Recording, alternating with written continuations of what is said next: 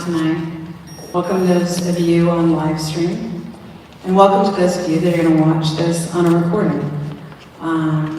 This is the Take Action for Mental Health Los Angeles panel, and it is funded by, it's a series of 6 panels that are funded by the Department of Mental Health. This survey, optional, you do not have to fill it out, but if you'd like to, we'd appreciate it. During the live stream, we'll send that link out as well.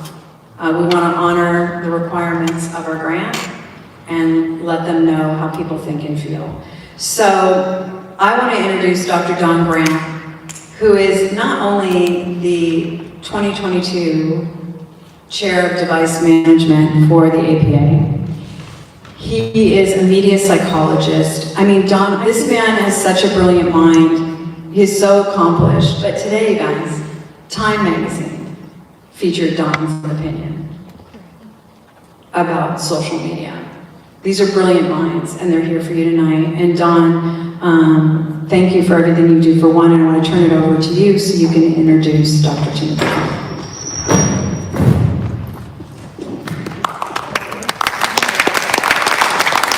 Thank you, Lynne. Hi.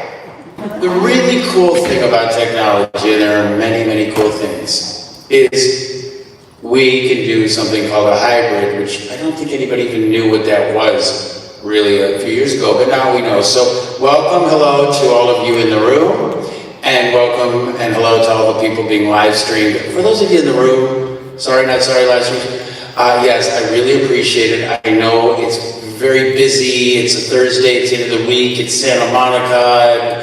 Thank you for coming out, because the people on this panel are just a few of the most incredible, amazing, respected, kind, and smart people that I know. They come out for Lynne. They come out for one. It is phenomenal, and it is a testament for you, to you, Lynne, of the work you do. And Jasmine as well. All right, so to start, Dr. Timothy Fong. Now I'm going to read you, Dr. Timothy Fong is so many things, but Professor of Psychiatry, Semel Institute for Neuroscience and Human Behavior at UCLA. But I will let him talk, and I promise you, you will feel the way I do when we're done. Dr. Timothy Fong, T. Fong. Thank you, John. Oh my God, that's amazing. That's amazing. Thank you everyone for coming out. Beautiful Thursday night. And thank you for the audience and for the live stream portion. And of course, thank Lynne for having us out here. What an amazing hall we're in. Barnum Hall. 2,800 amazing humans at this school. The history, I can feel it, the energy. I'm sure they did Grease, Mamma Mia, Joseph, all the amazing musical here. But about 15 minutes material, and the writer's strike happening. I had to write my own stuff, so hopefully I won't get canceled. But Don and Lynne can come talk about anything related to adolescent substance use and mental health. That could be amazing, but we're going to talk about one thing, that's cannabis. We're going to do that a little bit later. But first, where I get some of my support, I am on the board of director of One Recovery, as well as Beth Shuva, a residential treatment program for substance use and mental health located in Venice and Robertson area in Mid-City. Take action for mental health. Take action. Their former slogan was "We Rise." That's been replaced by "Take Action." I think that's a much more appropriate, rather than "We rise up and storm the gates and destroy stuff."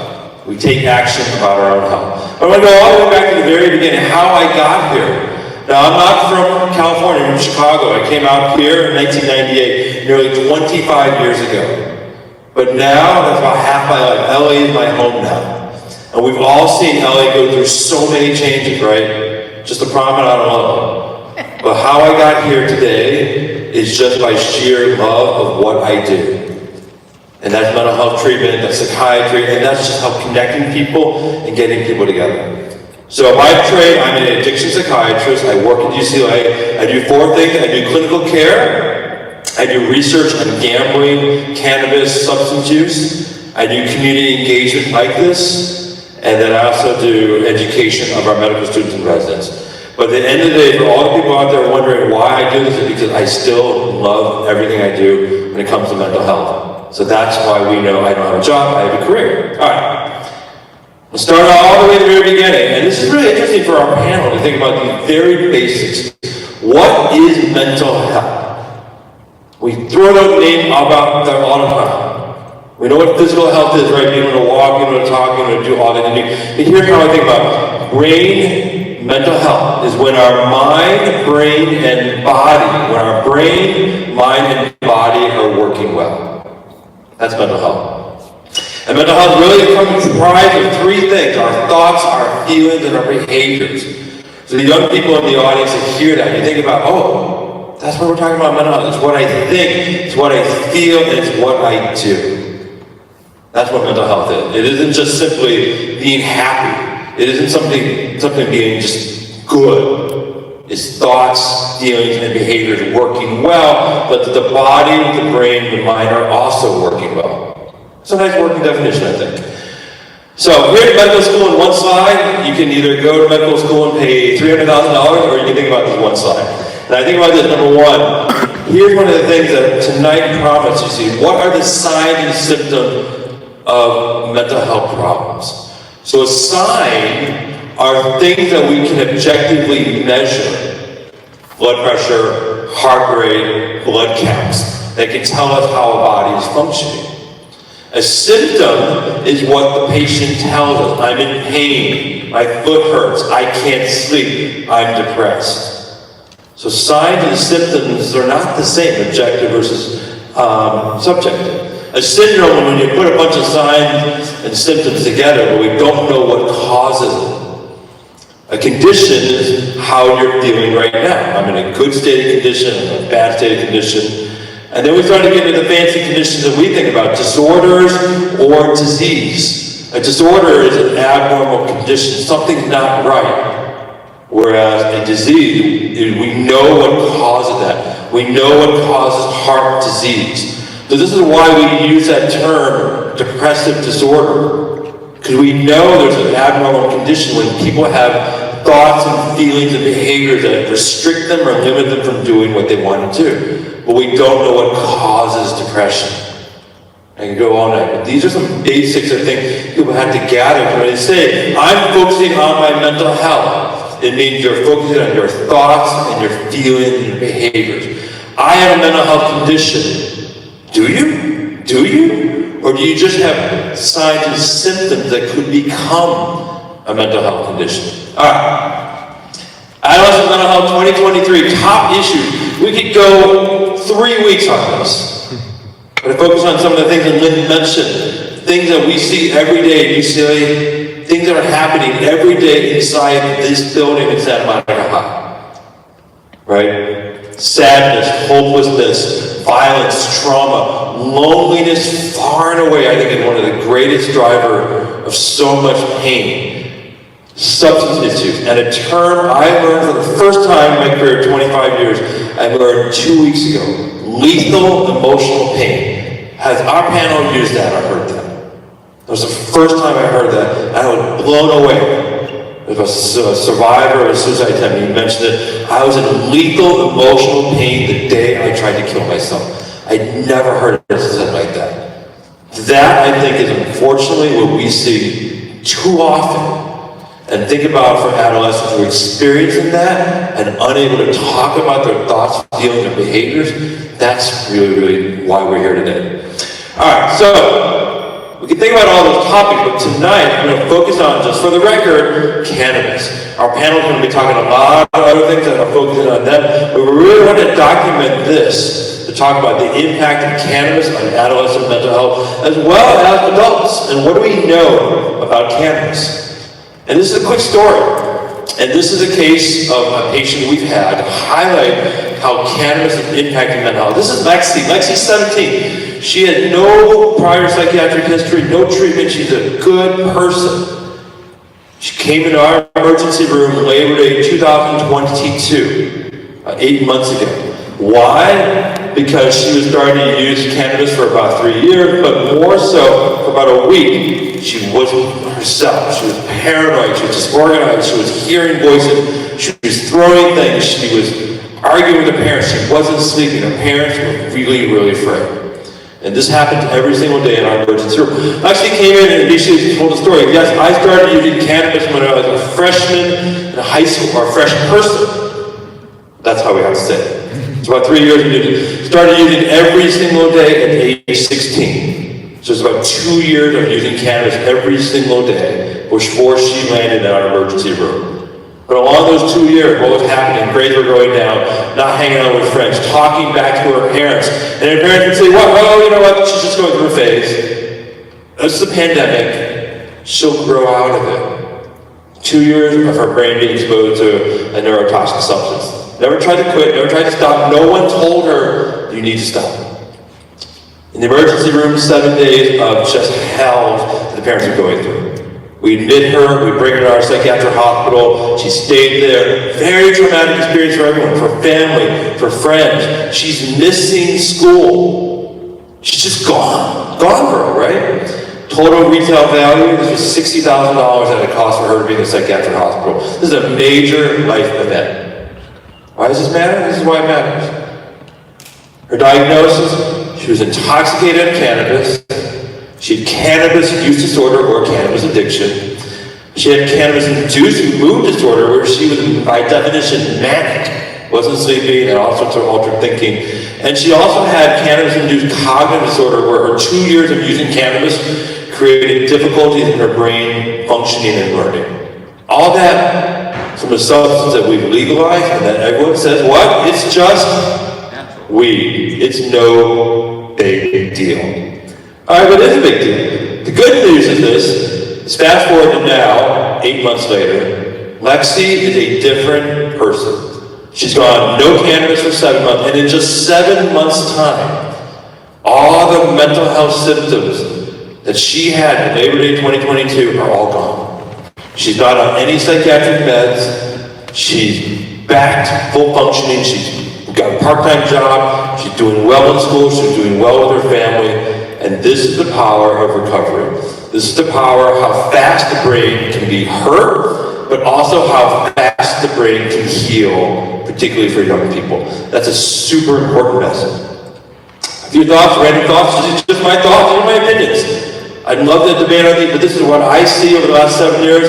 2016, November 2016, 3 things happened in November that changed our lives. Number 1, President Trump was elected. Number 2, cannabis legalization, adult use marijuana act. And number 3, the Chicago Cubs won the World Series. Major life events. 7 years later, what do we have? We have unregulated market of cannabis thriving like no one predicted. We have access to cannabis, the strength of cannabis that has high at 80, 90% THC. We have more cannabis products than you can possibly imagine. Drinks, edibles, gummies, vapes, all sorts of products. We also have the ability to obtain cannabis 24/7 through delivery, through all these other areas. We have so much information and lived experience about people using in healthy or unhealthy ways. The questions are, is our city and our state better today because we've legalized cannabis or not? I'll just leave you to think about that. We've embedded cannabis into the daily culture. We now have people who were born in a world where they only know cannabis as part of the daily culture. And again, one of the things we don't have enough is really wondering, what is this doing to young people? Now, medical marijuana, people remember, oh my gosh, this is the whole thing. But after it became legal, the only market where medical marijuana exists now is for men and women 18 to 21, because that's how they can get it, quote, legally. So that whole concept of using cannabis as medicine is really throwing confusion. So what it means, so many people are using cannabis, more and more young people, younger and younger. I had a friend today who said their 8-year-old son was using cannabis. I said, how did this happen? Because gummies were just lying around, and he would just take it. And mom and dad were like, what's the big deal? And maybe it'll help him sleep at night so that we can have mommy and daddy time. You know what that is? Child abuse. Unfortunately, we see that. put this right down. Daily marijuana cannabis use, go back to 2011, 6%, and in 10 years it went up to 11%. What's that going to be in 2031? Probably about 20%, 30%. It will be part of the expectation of normalcy, and that's what we're trying to work against. We know that here in California, not only more and more folks using, but more and more young kids are getting poisoned by cannabis. I'm not an anti-cannabis guy. If anything, I'm pro-cannabis in the science way to make our lives better. And unfortunately, these things are the reality that we're seeing more and more poisoning. On the mental health side, it's very clear that right now cannabis does not help any mental health condition or disorder. And I wish I could say with confidence that it would. And when we started our UCLA Center for Cannabis and Cannabinoids, that is our hope to understand the effects of cannabis on body, brain, and mind. But as I stand here today, in May 2023, there is not a single mental health condition to which cannabis will help your symptoms. You may think it's making you better, but it's not ultimately going to make your mental health condition better. It's going to make it worse. So unfortunately, there's still a lot of mythology out there. Oh, I would much rather use cannabis than prescription medication. I'd much rather use cannabis other than talk therapy. And unfortunately, that's the reality. The impact of cannabis is profound in the intoxication, in the withdrawal states, in the all the areas of creation of mood and psychotic disorder, just straight up addiction. So we know that to be true. So, what do we do about it? And here's the take action part I wanted to lead people with when it comes to just what can we do? We hear all these things, oftentimes in the negative, but we want to emphasize the positive. Let's start with cannabis and adolescents taking action. Number one, we know that for young people, if you use, and you use every day, that's where the greatest risk. So our first task is to try and delay the very first time people use cannabis, and if you are a young person using cannabis, to limit so it's not a daily occurrence. That's number one. Number two, my motto is no safe cannabis use for anyone under 21. This is an adult substance meant for adult brains and body. And yet we've created a world where we have allowed it, promoted it, embedded it, and tolerated it. I think that's a major concern because all the data shows that cannabis for young brains that are not fully developed is not good, not healthy. It's not to be used as a medication because we have so many other effective. And this is where I probably worry about the most. When young people say, I don't want to take antidepressants or do psychotherapy, I'd rather take the cannabis. That means you're choosing to use a substance that's not FDA approved or not actually evidence-based. So that's unfortunate. So, what are our ideas, not just for cannabis, but for mental health and substances for the young people and for parents? And to distill down to just what I've seen works. What I learned in high school back in the 80s was this. I learned, just say no, I learned that this is your brain on drugs, any questions with an egg on a frying pan. I learned that you are a bad person that when you use drugs. I learned how to use drugs from my dad, and therefore my dad is a bad person for teaching me how to use drugs. Yikes, right? I learned in high school assemblies that if you just say no, you are a good person. That if you use drugs, you are a bad person, and you should be called over across the street with the quote burnouts. That's what I learned in the 80s. That's terrible. We know a lot more. Take action for the parents. Here's my roadmap. Number one, the antidote for shame and guilt and stigma is empathy. So when I was growing up, constantly a lot of criticism, constantly don't do this, yes, the problem is just say no, because if you then say yes, now you're like, well, what am I? So for parents, the antidote for shame is empathy, understanding, not blaming, not criticizing, not yelling at your young person for experimenting and throwing them into a wilderness camp in Utah. That's not what we want. Open discussion, trying to understand what's the reason you chose this, despite knowledge of knowing that it's going to hurt you. Number two, how many times have we heard permission to parent, permission to parent? And here in LA, I'll jump right to the bottom here, is unfortunately we see too much helicopter and snowplow parenting. So a helicopter parent, of course, hovers. Snowplow parenting, have you ever heard this term? Where they literally do everything for the young person. Carry their bags, touch the microwave, dress them, Snowplow parenting is 10 times worse. For parents, that means you have the power to make a firm recommendation to say, this is what we're doing or not doing in our home. This is what we're going to allow or not allow these sorts of activities in our home. Grounding people, taking away their phones, and certainly criticizing and demeaning doesn't work.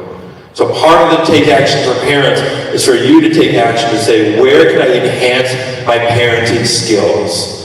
So I'm a parent, and at the very beginning, I'm like, no one told me how to be a dad. And it wasn't until we went through couples therapy and family therapy that I actually learned how to be an effective parent. Because otherwise, I was repeating the same mistakes that my parents did to me. So it's a skill. So I thought that was really important. Okay. Reliable, trustworthy information for parents. This is the problem. So many parents go on and you just Google stuff. But trustworthy information is going to come from the federal government website, from the LA County Department of Mental Health. It isn't going to come from a sponsored ad from a fancy rehab program. Not the first thing you get. So really look at am I getting it from a .gov or a .edu? That's super important. All right, for young people, strengthening your mental health skills, thoughts, feelings, behaviors. How do I get my thoughts, feelings, and behaviors working toward a positive way? And I have a very simple menu. Sleep, nutrition, physical movement, and stress management. And people are like, holy cow, Dr. Fong, 25 years of doing this, and you're talking about sunshine and vitamins and hanging out with your friends? Yes! But let me give it to you this way. What's so important about sleep? The foundation of all physical and mental health is sleep. But we don't emphasize sleep as a skill. You can't just fall asleep. You have to work at it. You have to effectively have good sleep hygiene. And when I was a young person, I remember the whole idea was super cool to stay up late and say, I only got 4 hours of sleep as a badge of honor, and I'm still walking and functioning. He's laughing, you know what I'm talking about. So why did we make lack of sleep cool? We need to reverse that to make it, I got 8 hours of sleep last night. Oh, wow.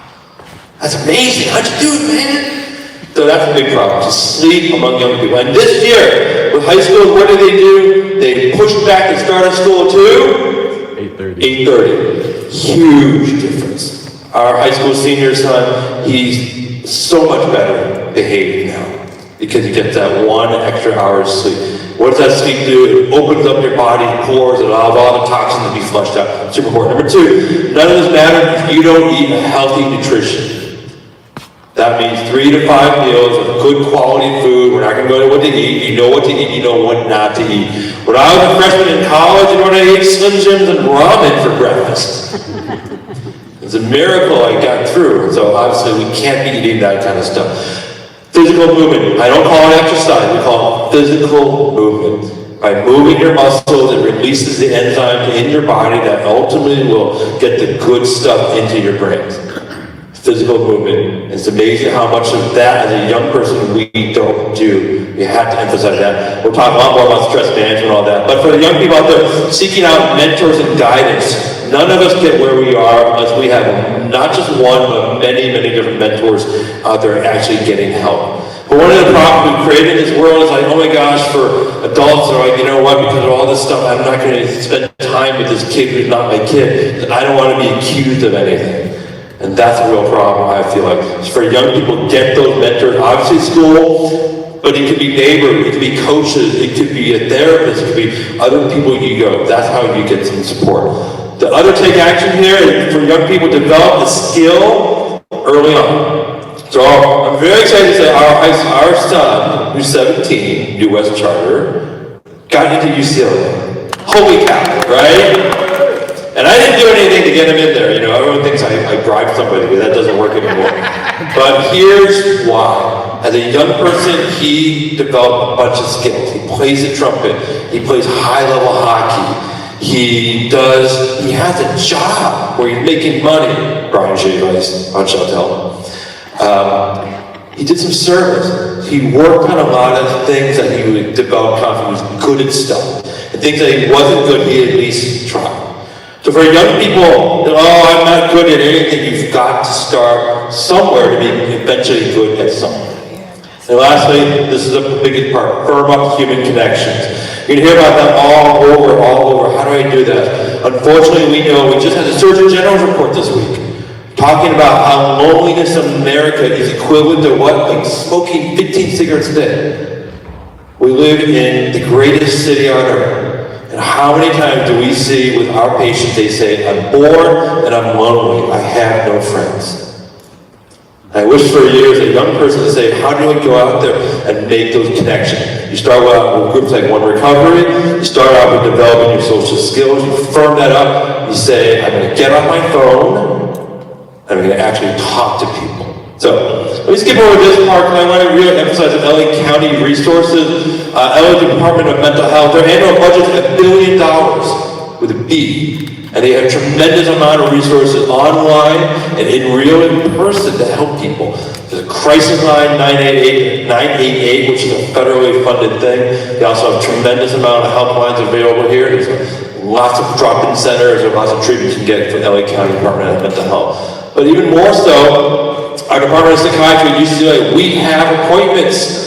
We have care. Oftentimes there's mythology at UCLA that you can't get in. Well, I'm here to tell you, no, that's not true. And you can put me on the quote on the live stream. We do have available treatment for citizens here in LA County and beyond. We have telehealth options. We have help. That's our phone number, 825-9989. We also have a nonprofit arm, the Friends of the Semel Institute, where we have these kind of programs, and we have all sorts of videos on there. So if you're interested in anything about mental health, addiction, eating disorders, depression, anxiety, mindfulness, it's there, available at no cost for you there.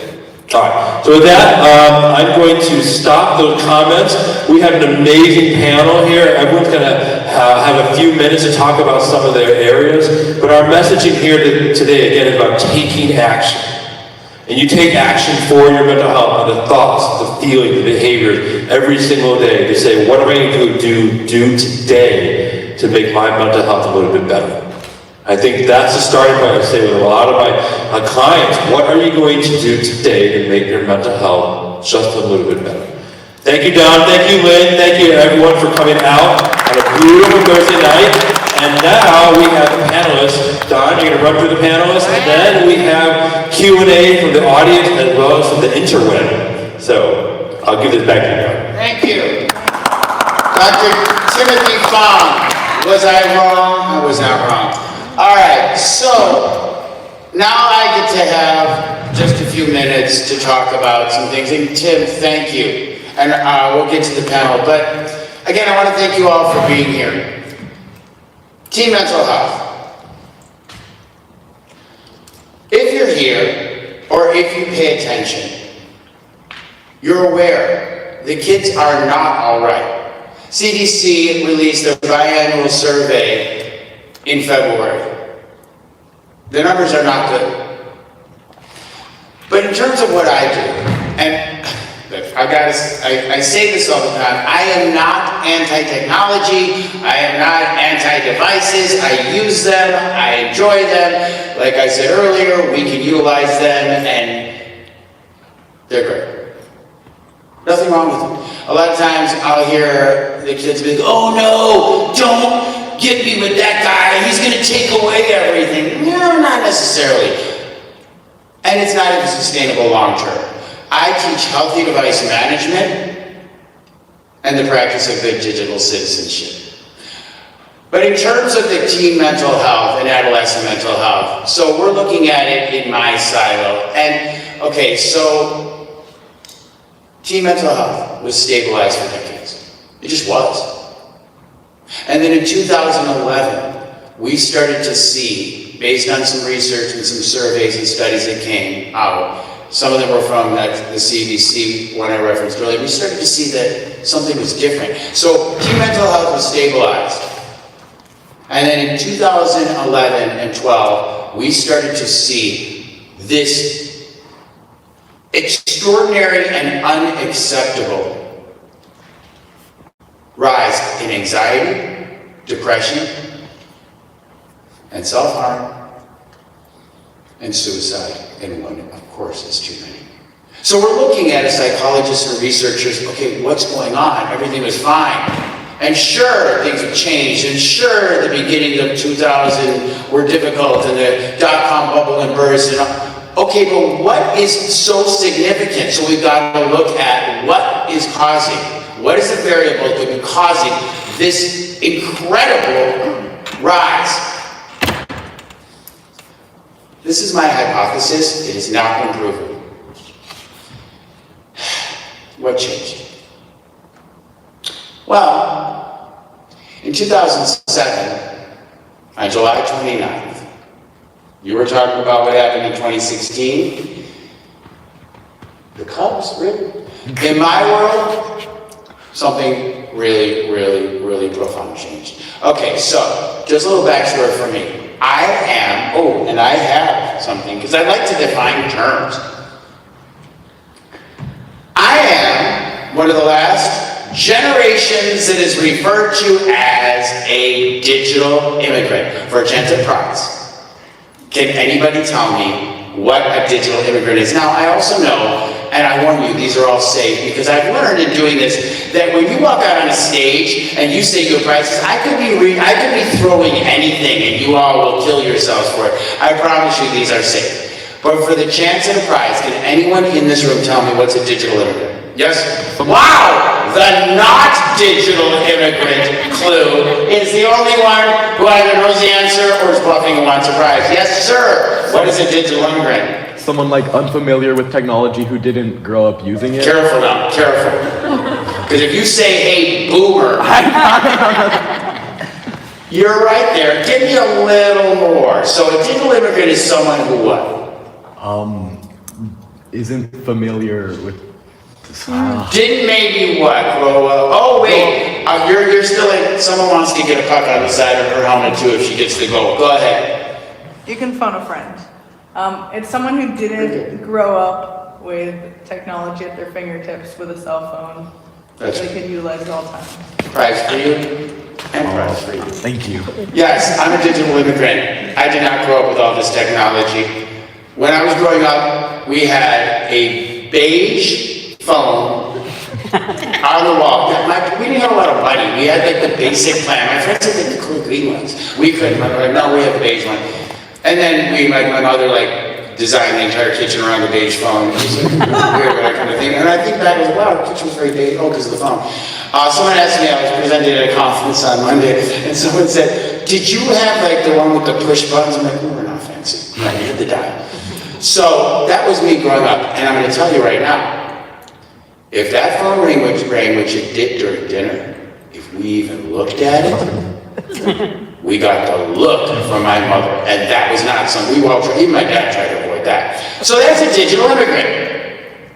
Technology came into play at a certain point in my life. When my kids hear, you know what, it's karma, because we say to our parents, oh, the dinosaur age, you didn't have that. When my kids hear, they think that, how do we even survive? We were in Canada, and there was a payphone, and I showed my kids, oh, look at the payphone. And my children are very smart. They were honor students and went to great colleges. My daughter who said, how did you text from these? Have you not been paying attention to what I do, darling? No, of course she didn't understand. All right, that's a digital immigrant. What's a digital native? Oh, really? Okay, teacher's pet. What are you? Look, you can double your winnings.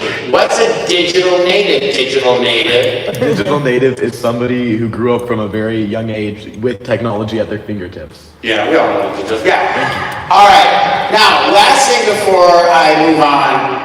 Just so we're clear, when I say, and you'll hear me talk about it, I say I teach healthy device management. What is a device? Go ahead, you know you. Hey, you want to go? Just give you a bit. You tell. Okay. What's a device? An electronic, something you can use. All right. You know what's interesting to me? I know. You can share with your friends. You know what's interesting to me is we still call them phones. Raise a hand. I'm not trying to friend you. How many people can honestly say that they primarily use that device as a form of talking on the phone. Yeah? Okay, yeah? Because to me, my phone, that we still call it a phone, it's a phone. It's also my calculator, my connection to social media, my camera, and it's only going to get more. All right, so when we say devices, yes, anything that can deliver technology, or in my world, screens and the internet, clue for a prize maybe later, the internet. All right, so when I talk about June of 2007, so I am a digital immigrant. I am one of the last generations of it. I am the father of the first generations of digital natives. I knew nothing about this stuff. They taught me. This is the only time in history that the digital natives and the digital immigrants will cohabitate this planet ever. So why do I do this work I do? It's hard. I don't want to do it. I'm a digital immigrant. I want that job at In-N-Out. That sounded good. $20 an hour, just punch in, punch out, and free burgers and fries. Awesome. I do this because I think it's vital and important. Because we didn't understand this. I did not understand this. Suddenly, like in the early, mid-2000s, all of these new things came that I don't understand. So we left it to the kids. We left it to the digital natives to design, play, create, and teach it. And they were being ruled by their real masters of this, were the creators and producers of all these platforms and apps whose job was to get our overexposed and underdeveloped kids with impulsive brains and not really developed to get on these screens and keep them there, and we just didn't pay attention because it was too difficult for us. To me, it felt like when I tried to assemble something from IKEA and I'm way in under my deck and the Flogger has 4 different pieces that I don't. That's how this was to me. I didn't get it, it was too much. It's like when my dad used to say, I can't help you, it's the new math. I'm like, new math? It's this, don't have new numbers. We didn't understand it, we gave it to the kids. But there are a lot of things that they can learn from us, and we need to teach them, because you don't miss what you don't know when once we're gone. I'm sorry, judge me, I still like to write love letters, I still like thank you notes, I still like receiving invitations, and I still believe in the covalence of doing this, and she's nodding her head, and she's a friendly, and she's with me, and I can read her social cues. And I still believe that you can text LOL, all day long, and it's not going to have the same brain dopamine response, it's not going to have the same covalent bonding with friends when you type LOL that you do when you're with friends and you are laughing. And if you think back in your life of the times that really built those covalent bonds of close friendships, it's the times you laughed. Even the digital native is nodding. Good man. I want to give you another prize now. It's when we cried, it's when we supported. And I don't know about you, but I don't think moving forward, anybody is ever going to say, sitting around, hey, yeah, well, I'm reminiscing. Hey, remember that time that John on the text thread sent us that GIF? That was so great, remember that? But they are going to remember when John supported them. All right, so I'm going to end and just give you a couple of things, because I said June. People ask me all the time, when do you think everything changed? When did this happen, Don? And I'll leave you with this, and you can think about it. I believe June 29th, 2007, was when we passed the inflection point. Does anybody know what happened June 29th, 2007? Was it the iPhone? The iPhone was released. What did that do? You have access to the internet on your fingertips. That's right. On June 29th, 2007, I think we passed the event horizon.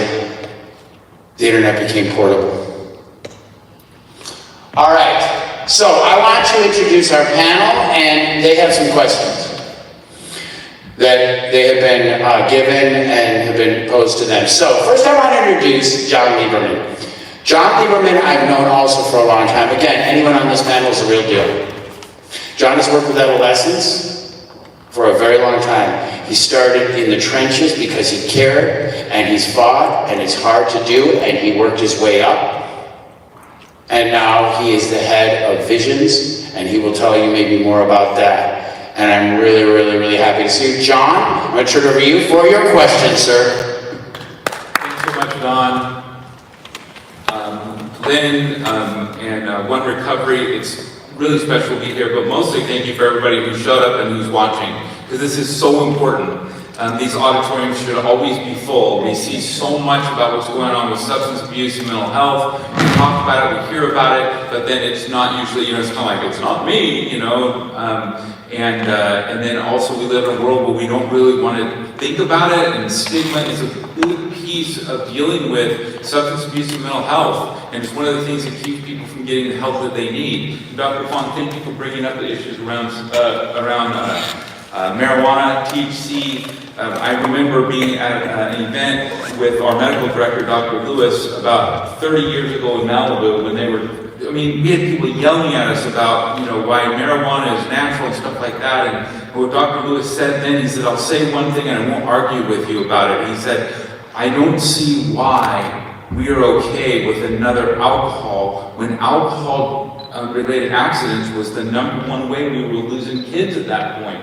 And what we see now is, I think, the effects of mental health and depression that THC really has a big impact on. And so thank you so much for bringing that up and continuing to highlight what we're seeing. So the question is, I work for Visions Adolescent Treatment Centers as a chief operating officer there. We work with kids, adolescent, outpatient, substance abuse, mental health. We see a lot of kids who are also being affected by the impact of LGBTQI+, and how this world and what's going on out there politically and how that affects the kids and the parents trying to figure out how do they stand and support their kids. So we really believe in an affirming environment and support and clinical treatment for those kids. But the question is, what is the #1 most important way to help somebody? And part of you are doing it here is showing up. Because you can pretend to care, but you can't pretend to show up. Like Dr. Fong said, we have appointments available, right? If somebody wants to find help, there's a way to find some of those appointments, at least to get the initial information. And I think as we deal with this, it's whether we're looking from kindergarten to college. There's ways to support kids initially, say, with education, prevention, intervention, then treatment, and then continuing that treatment in a way that's really supportive. And I heard somebody say, when you talked about loneliness, I think in 2016, the UK started the Ministry of Loneliness, and so we're only a little bit behind them in this and the seriousness of loneliness. And what we see is, I think it was just addiction and substance abuse has been described as the disease of alienation. Yep. But isn't that also what the internet is? It's a way we alienate ourselves from being connected directly with people, and there's a lot of group rage on the internet. But what this person also said is, how much connection do we find when we're able to hold hands with strangers? And there's something really special when we come together for the same cause. We see that with support groups. We see that when people are, helping people, like with hurricanes and things like that. People who don't know each other, but they show up together. That's again, we can pretend to care, but we can't pretend to show up. And so showing up can be the most important thing we ever do for somebody. Thanks. Yeah. Thanks, John. That's great. And look, you're showing up. And one of the things I said earlier, we're looking at what was causing the difference. We're talking about connection. There's nothing wrong with social media if used well. But in 2011, Snapchat, 2010 Instagram, 2011 Snapchat, the first iPhone forward-facing camera, which meant selfie culture, migrated apps 2010. We're wondering why in 2012, 11, 12, we're seeing there's an issue. You're never going to convince me that social media is not part of that. As parents, you're the guardrails. And I was saying today, and I've said this before, as far as you go, if you think your kid has a problem with social media, you don't have to try to sneak in. Watch their nonverbal cues when they're on it. Watch their faces, watch their reactions. And pay attention also if they have any other kind of mental health things and ask for help. It's out there. So our next panelist, I don't know that she actually even needs an introduction, because if she looks familiar to you, yes, she was and did evade America's Most Wanted. It is true. She actually, in many circles, is America's Most Wanted, but in a good way, because this is Candy Finnigan. This is an internationally known, old school, real deal interventionist, advocate, ally. And if you've seen her, or she looks familiar, it's because she was one of the interventionists on a little show called Intervention. However, that's just one of her accolades. Candy, hi. Also a very strong advocate of one from the beginning. Candy, and you can talk about the parent or whatever, but Candy, do you want to say anything about yourself? And also, I believe you have a question. Hi everybody, I'm so glad you're here. And the other thing you have to remember, I gave Don Grant his first job. Not my first job. My first job was Burger King when I was 14. You weren't there. The first recovery job, I wasn't sure you'd find anything. So that's why he's so enamored with me. So I want to start by saying I'm incredibly proud member. I am board member and active member of one on campus and one in recovery. I worked with adolescents for a long time, but I felt very alone in what I did. Everyone would say, they'll be okay, just let them be, and I never believed, just let them be. I got involved in intervention in the intervention process when my husband was a musician, and no one thought that there was help. It was their way of life, and a lot of people were dying around me and around my husband and his profession. So it found me. I didn't find it. But one of the things that I realized as I, have gone on this journey for the last 30 years professionally, is that with adolescents, parents get stuck. They would rather be their best friend a lot of times instead of their mom and dad. And I have 2 kids of my own, and I know the responsibility of it. But all of the important things that kids learn, it starts at home. So during the many years that I've done this, I kind of took the direction away from the addict, because that's really all we were intervening on. I was one of the first 4 women in the United States. It was a man's world, it was a man's job. That's all I ever need to hear, and I'm off and running. So what I learned is I had to intervene on the family long before I intervened on the adolescent. And it's funny because I think it was about 7 years ago I heard Dr. Fong speak, and it was in a very intimate setting, and he started in on this cannabis stuff, and I thought, oh my God, this guy is so full of it. It's just pot. And 45 minutes later, I thought, holy shit, it's more than pot. And you were instrumental in really bringing to light what we were looking to. At that point, I didn't feel like dabbing and vaping and all that stuff had really come in. It was just a good old joint. It's not that way anymore. I have to tell you, with parents doing an intervention on a kid that smoked pot is really difficult because they just feel it's pot. I talked to a family yesterday and the woman said, what do you mean she can't smoke pot at 15? It's legal. And I thought, but it's not legal for her. And they went, why not? And I said, please go to YouTube, to the One channel, and listen to Dr. Timothy Fong, because he's got some things to say. And he does have a wonderful series on vaping and cannabis. We all became really ignorant when it came to just pot. I know a great deal of people who are in my recovery world and my business that, you know, thought that it was going to be the best thing to legalize it. It isn't, I haven't really changed my mind, but I wish I could change the way it's dispensed and how easy it is for kids to get. I'm an old pot smoker. But it was 3% THC. I figured if I took a hit now, I'd probably never come home. You know, it's a difficult situation, but it's a true detriment to our kids to let them be educated on what this is doing to them. I guess about, I don't know, maybe 4 or 5 years ago, I started seeing at least 50% of all my interventions with mental health. And they're tough.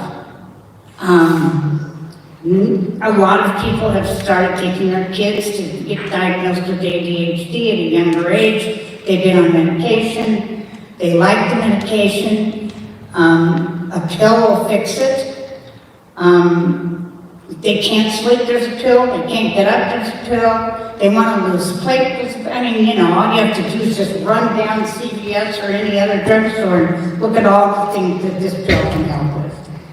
So, you know, my interventions on mental health are, in some senses, Dr. Fong, very difficult because I am not a psychiatrist and I'm not a police officer, although I think I'm both. And you have to be able to place somebody in a really good mental condition and get a mental assessment as an adolescent with someplace like Visions and other reputable, please let me say that word again, reputable, adolescent treatment. Because they'll tell you they can help your child and they don't. And I don't think kids at 16 years old should have been to 8 different rehabs. I think it's institutionalized and it's a great way to get out of the house. So as far as intervening on kids, I think if they don't hear their parents, if they don't believe that they're doing damage to themselves, I think you can always call in a professional. But to get somebody who is going to harm themselves or others is a recommendation to get put in a 5150 in our state. And it's a lot more difficult than it used to be, and particularly difficult with adolescents, because they can change their mind in a second. And I deeply believe a lot of them don't want to be here, but they want to get up in the morning. I've been in a very strange predicament for a long time with severely mentally impaired kids who have not haven't been seen by a professional, haven't been tested. And I think parents are really good at making up their mind that they know what's wrong with their child. And I always say seek professional help. It's never going to hurt them. Thanks, Candy. And I'm sure if you have questions for any of the panel, including Candy, we'll have time for the Q&A. All right, next up is Angela Carrillo. Angela Carrillo is, again, it's the whole panel. It's everyone who works with Lynne and works with one. They're all the best of the best. Angela Carrillo has been walking the walk and talking the talk long before I met her, which was about 20 years ago. She is the owner and CEO of Tacks. I'll let her talk to you about that. She is also committed to not just always helping herself continue to thrive and grow, but anyone who's around her, families, clients. But Angela, why don't you tell us a little bit about yourself, and then do you have a question? I do have a question. First of all, I want to say thank you, Dr. Fong. Oh, by the way, it was also Angela's birthday yesterday. Happy birthday, Angela. Thank you, Dr. Fong. Thank you, Dr. Brandt, and John and Candy. And thank you to the Department of Mental Health for noticing the work that One Recovery does. I think all of this is about connection, and my question is I'm a certified interventionist, and I coach and guide families, primarily parents, at any time through a treatment process or prior to a treatment process or just when they're afraid. And the question is, when do I ask for help as a parent? Like, at what point do I ask for help? And I think one of the most difficult things that I've noticed in working with parents is that no parent ever wants to be a bad parent. And sometimes the fear that as a parent you don't have the answer will actually prevent you from asking the questions that need to be asked. And when do you get help as a parent? As soon as you ask yourself the question, should I get help? I think that's the moment.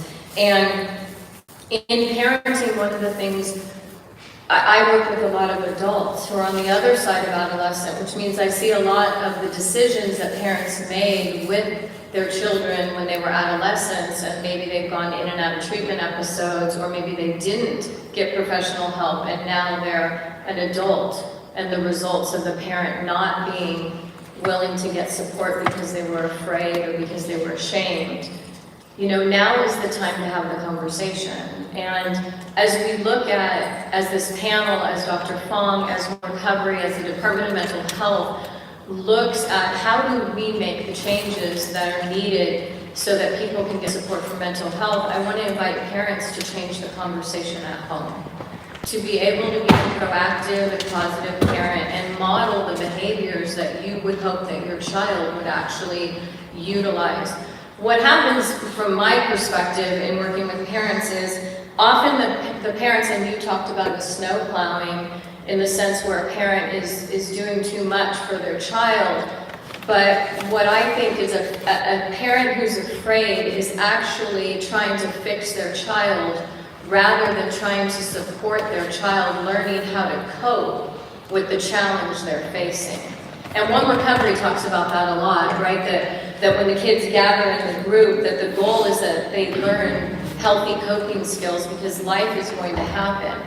But if the parents aren't modeling dealing with challenges, if the parents, for example, are on their phones too much, or their kids have too much screen time, or there's no guidelines like, hey, we're having dinner together, how was your day, let's have a conversation, let's communicate. If the space is not open for conversation at home, if the space isn't open for you to notice what's going on with your children in your house, then definitely as a parent, I believe you're going to miss what's going on outside of the house.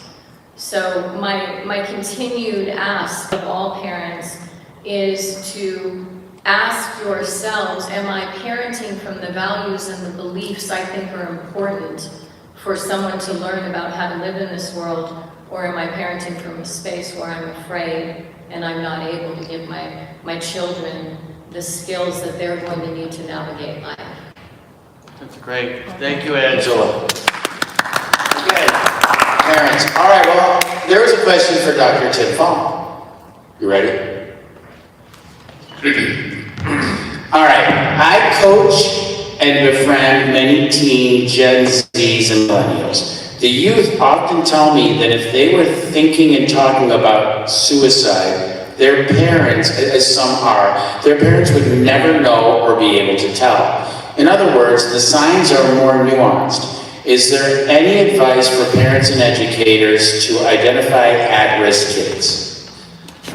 Wow, that's a whole career, but that's something we could go for weeks and weeks on end. Again, I think it goes back to this biggest thing. We all know when something's not right. We feel it in our bones, we sense it. It's part of what makes us human. When you detect, again, lethal emotional pain from someone, what happens then is what do we do about it? Do we say something? Angela, you know what? Something feels a little bit off and I'm worried about you. Yeah, that's what we need to say. But just saying that is not taught. Saying that is not a natural skill set that we all have. I was thinking about this a lot when I was in high school, and I thought about, well, what were we taught in the 80s? Shut up, do your job, don't air your dirty laundry. That was a very popular one, right? You don't know what's going on. You don't really have a thought because you're a kid. So reverse that, again, for parents and educators, it has to be, I think, having firm, consistent expectations. Not only what I want you to be, But if you are not in a position where you're healthy, is that I, as a parent or an educator, am going to intervene and get help for you. That's something where I think two things have happened with the young people. Number one, we put way too much emphasis on you can choose what you want to do and tell us everything. By definition, you're still a minor. You need help and support. So, and that's the big issue. Number two, I think again, as adults, they often look the other way and said, these tasks of intervening when we see the signs and symptoms are really hard. And I think that's a real task. So that's a roundabout way of going, but I think I'm sure other folks have some way in on that. And again, I can't say it enough for parents, having firm, consistent expectation and knowing your role is to take care of young people. For the young people, when you're going through and you're learning, you're experiencing something that hurts, having that strength and courage to tell someone, I am hurting. That's incredibly difficult to do, but I think the more young people can do it. And right now, where are they telling people they're hurting? Online, anonymously, or they're just not saying it. I think that's what we have to do better at. Lynne, where are you at, Lynne? Come on back and let's really do the fun part, which is really getting more questions from the audience, more comments, and Lynne to give us some more material to work with. This is what I'm saying, these people are real. Okay, does anyone in the audience have a question or a comment? We have about, I don't know, a little less than 15 minutes. You can make a comment, a question, it can be anything you want. We won't show your face on the live stream or like put your name or anything like that as I trip and fall. Okay, all right. Hold on, I'm coming to you. So excited. I think I know what the general answer to this would be, but especially for Dr. Fong, I know a lot of my friends, they use cannabis, to cope with anxiety and stress temporarily, and I know you said it doesn't treat any of those, but do you think it can be used beneficially for temporary problems? So, again, there's a couple of things about this. Number one, right now we have a few medications that are created by cannabis. The only one though is for like really severe seizure disorder that comes from the plant. So like we hear a lot of people say, oh, I love the cannabis because it helps me sleep. It treats my insomnia, but insomnia is not a disease. Insomnia is a symptom. So you think about pain medicines for like opioids, it's the same thing. They don't treat the source of the pain, they treat the pain. They treat the symptom, they don't treat what's causing the symptom. So if you're experiencing insomnia, that's a symptom of something else. Maybe what's causing insomnia is you have sleep apnea, or maybe you have depression, or maybe you have PTSD and trauma and you can't sleep well. So too often I see the cannabis covers up the core reason, and then eventually over time, for some people the cannabis then turns into just using too much, and then it develops an addiction to the cannabis. But the greater problem, again, is that people then just use the cannabis and then don't seek out why they're not sleeping well. Because it's hard. I mean, look, if I said to you right now, you want to make an appointment to see a psychiatrist, it's difficult. You gotta find someone, you gotta call someone gotta call you back, you gotta get a ride, it's a whole to-do. And it might be a month or 6 weeks. Or you can go down to the dispensary and in 10 minutes go get yourself some really powerful substances. And I think that's what makes it so hard and why we're battling it. Again, I wish we could say in the next 5 or 10 years that this type of formulation of cannabis or THC or CBD or CBGL or CBN or CB whatever is really effective for X condition. It's just not there. And I really wish it were. And that's why maybe in 10 years' time we'll have that, but we don't. So essentially what we've created in 7 years is a bunch of pharmacies that are scattered throughout LA County, online and brick and mortar, with no formal training by people inside that, and by really hungry people who want to use it to make their lives better. At its core, cannabis should make people's lives better. And a lot of times people say, well, how do you think people should use it? Well, with friends, in legal spaces and in recreational ways that make their lives better. But that's not the people that we see. They use it in isolation, they use it despite adverse events physically and emotionally, and they keep doing it over and over again. So that's a long-winded answer, but hopefully that gets to it. And again, you didn't hear me say, I'm against it, I want to get rid of it. You heard me say, we want to use it in ways that make our lives better. And right now, that's not what That was a great question. I just wanted to ask what you all think of, like, the mushrooms and the ketamine that's now legal, mushrooms being legal, and people thinking, like, that might be helpful for them. Like, what do you guys think of that? Great question. Who'd like to take that first? John, do you want to? We've got just about 6 minutes. I can do it in less. I know, you have to, because there's other people. Go, John, go. Look, Mention in 3 notes. Look, these things were all on the cusp of us learning more about them. And there's a lot that we should be learning. I think in the same way that Dr. Fong talked about, not just treating the symptoms, but treating the illness underneath that is very crucial. It is unfortunate that you can get ketamine mail order. There are a lot of 4-letter words I would like to use about this. I just went to a conference recently that somebody was giving out ketamine hats as though it was funny. Ketamine is a dangerous drug. We treat kids who are addicted to it, and now people can get it and not even be treated by physicians on the internet. That's concerning. But there's also really good treatments for ketamine for people who have severe depression, suicidal feelings, and what that does is undermines their ability to get the treatment that they should get. So I think the research should be done, but it is concerning when I think we minimize the potential effects that something like that can have. And when somebody's been had debilitating suicidal feelings over time, and something like ketamine can help, and then somebody's throwing out hats, kind of making light of something that's really serious like that, that hurts me, because I've seen people who are suicidal and have had friends who killed themselves, and I think we should take it more seriously. So I think that there's potential there, but the way that we're going about it in a capitalistic way, rather than a healthcare way, like physician do no harm, from the Hippocratic Oath, I think that should always come first. I'm on your team. That's an amazing response. Angela, do you want to hit this for a second? I think, and I agree with you, John, wholeheartedly.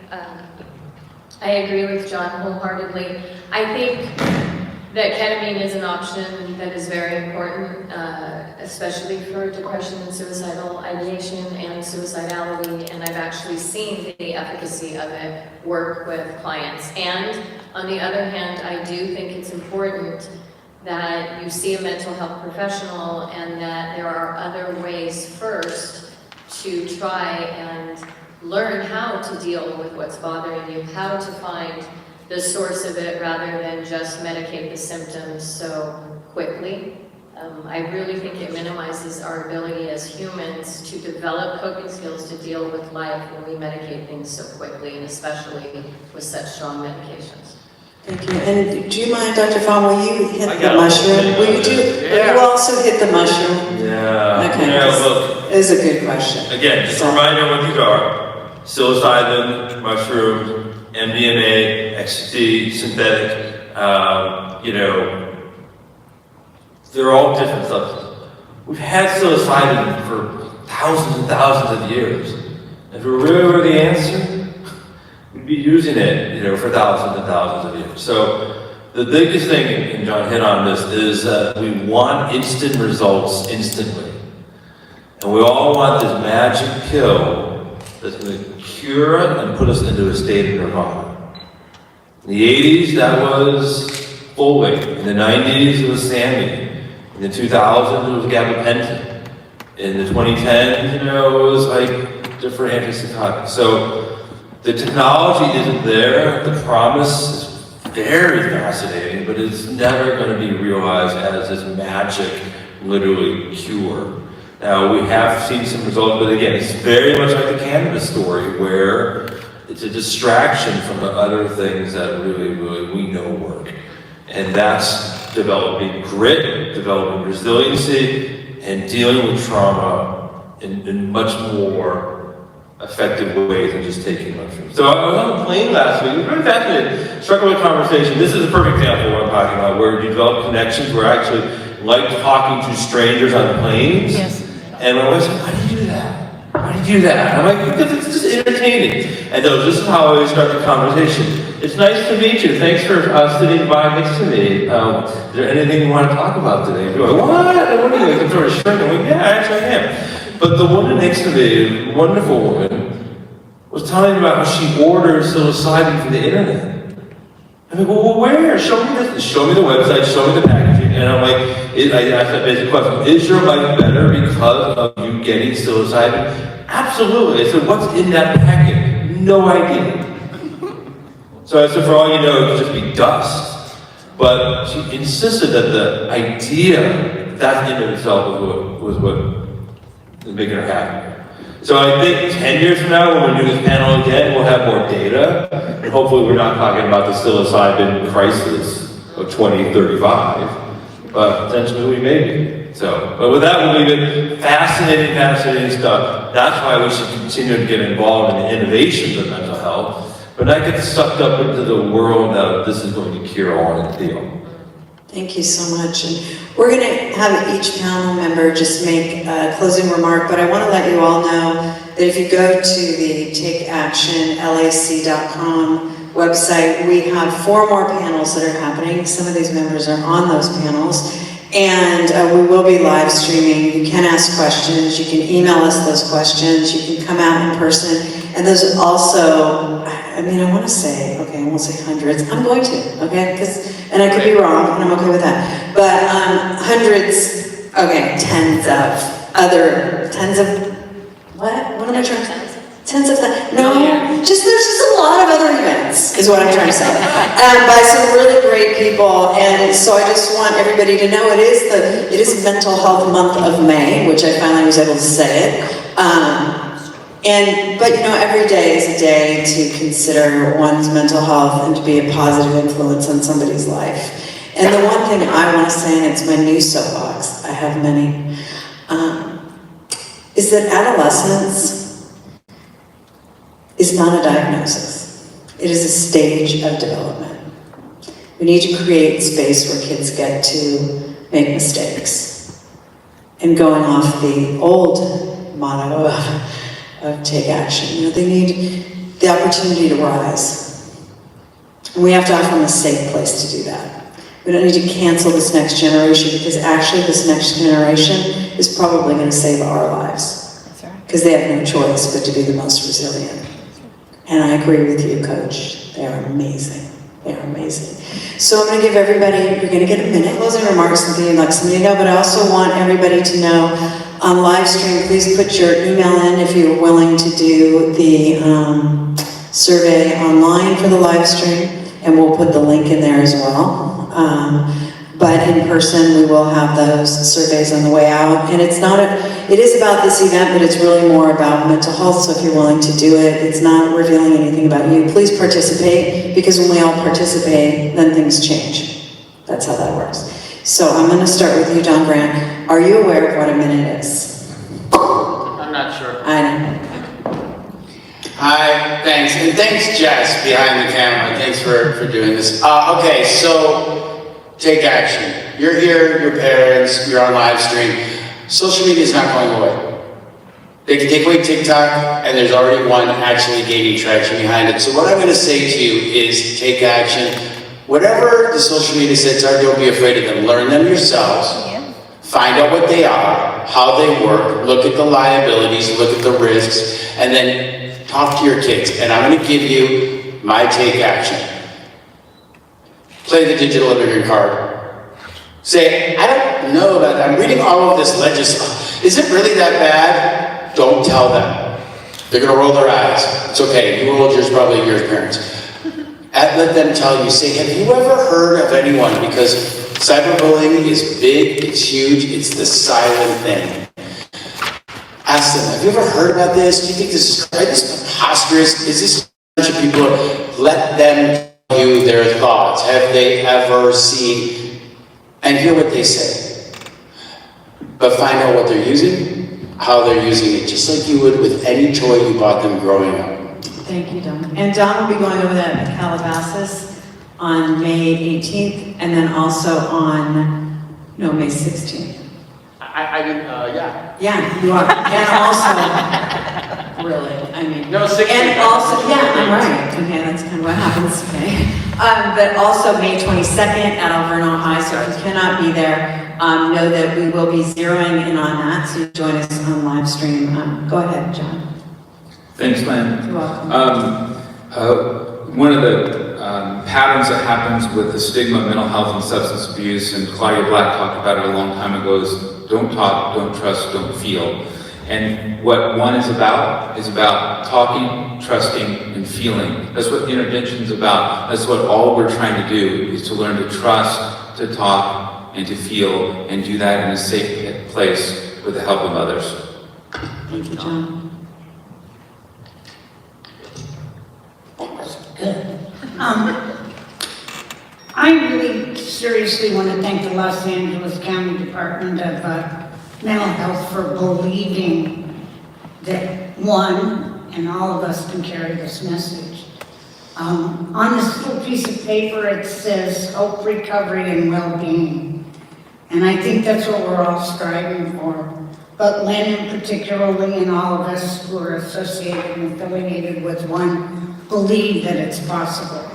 And if you carry the message that you're okay, you have a lot better chance than if you're sick. Thank you, Candy. Thank you, Lynn. And I think the final comment that I have is, as parents, not only in your conversation with your children, yet also be aware and create some change in the conversation that you have with other parents around. A lot of focus is on the problems, and my take action challenge would be to maybe share a little bit more about the solutions with other parents so the community can gain strength in taking action and raising awareness around mental health. This is like Family Feud, you know, where you get to the end and the person doesn't have anything else to say. Oh yeah, good answer. But I think a lot of them sit here tonight, and I'll leave it again with this simple thing that I've been thinking about. We live in one of the greatest cities on earth. And whether you're a young person or a parent, we need to realize it's not as bad out in LA as everyone thinks it is. No. And we really, when you look around, you take in just the wonders of our city, that's going to do so much for the wonders of your brain. And I think of as an example, just a few places I haven't been to in a long time, whether it's Huntington Gardens or the Getty Villa, or just walking the Hammer Museum at UCLA that's free. And it's amazing how many of these places are out there that really are the antidote for mental health problems. And they are in our own backyard, including our Santa Monica Pier, just steps away from this amazing campus. So thank you, Lynn. Thank you, Internet. Thank you, audience, for sticking with us. It's really been an absolute pleasure and delight to be here tonight. Thank you. And I just, I want to acknowledge, Visions Adolescent Treatment, where John is from, and Arrow House, which is in Orange County, which is remarkable, and Candy is still an interventionist and taught many of us how to do this, and she's still available, and she answers her phone, and she will take your call. Angela Carrillo from Brass Tacks Recovery, that is one amazing woman CEO that not only helps people and families, but developed CTI, which is Coach to Intervene for families who weren't ready to take that step toward intervention. And, and Dr. Fong from UCLA, everything you do, and even when you speak, every time, that's why I was lost in what you were saying, and I didn't realize when Don was running the theater that I was supposed to not be a participant.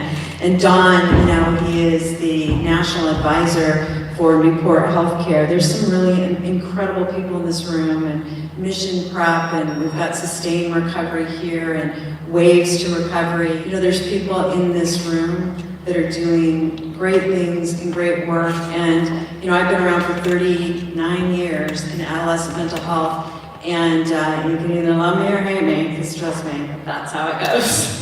But the truth is I'm very opinionated because, you know what, we have one shot, one chance with these kids. And so if I don't think somebody's authentic or you're not standing in, then I really have no time for you. You know, mistakes can happen, things can happen. Human beings run these programs. There are no perfect programs, but there are programs with a pulse and a heart. And these people and the people that showed up tonight for community resources, those are those people. So I just want to thank everybody for being here. And again, thank you for joining us on live stream, and we'll have the recording up. And please check out that website and jump on I'm going to go to the opera. Like, I want to check that out. That is one of Dr. Fong's colleagues. So anyway, thank you again. A round of applause to you for showing up. And please, if you have any questions, come up here.